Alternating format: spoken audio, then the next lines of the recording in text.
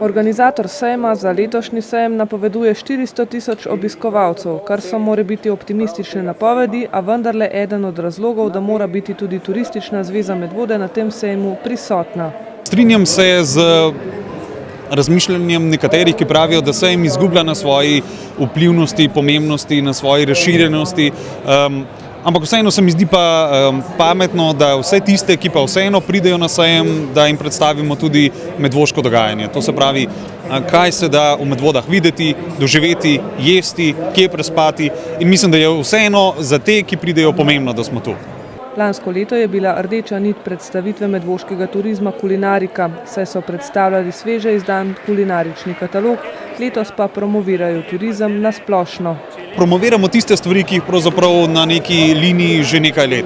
Pohodništvo, rekreacijski turizem in pa seveda še vedno kulinariko, kajti je še vedno zelo aktualno, katalog je pravzaprav še vedno nov in to je neka rdeča nit. Kajti mislim, da je tudi usmeritev sejma bolj ali manj vsako leto neka generalno podobna. Rekreacijski turizem, pohodništvo, aktivnosti ali v mestih ali na podeželju in pa seveda, kot lahko tudi sami vidite, kulinarika.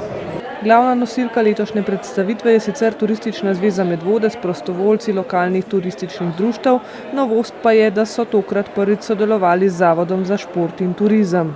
Še vedno smo glavni nosilci turističnega dogajanja, prostovoljci, torej člani turističnih društev, Turistična zveza, zavod pa seveda bo morda drugo leto še toliko bolj, letos že nekoliko pomaga, že sodeluje pri predstavitvi Medvod, mislim pa vseeno, da na nek dolgi rok, da bomo še vedno turisti, prostovoljci tisti, ki bomo glavni zastopniki medvoškega turizma na sejmu. Na javni zavod pa računajo tudi kot na tistega, ki bo dal medvoškemu turizmu dodatnega zagona, da bomo nekoč tudi v naši občini imeli poleg gostinske ponudbe inovativne produkte in nove pristope pri trženju turizma.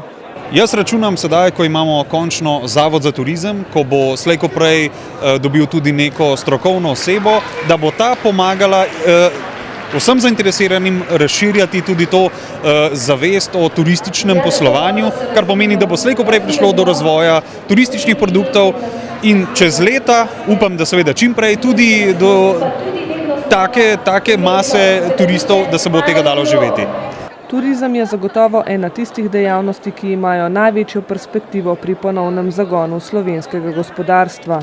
Turizem definitivno je najhitrejša rastoča panoga, to kažejo tudi številke iz lanskega leta in vsi, ki delamo v turizmu, smatramo, da je to naša perspektiva v naprej, da jo znamo tržiti, seveda, če imamo pogoje za to.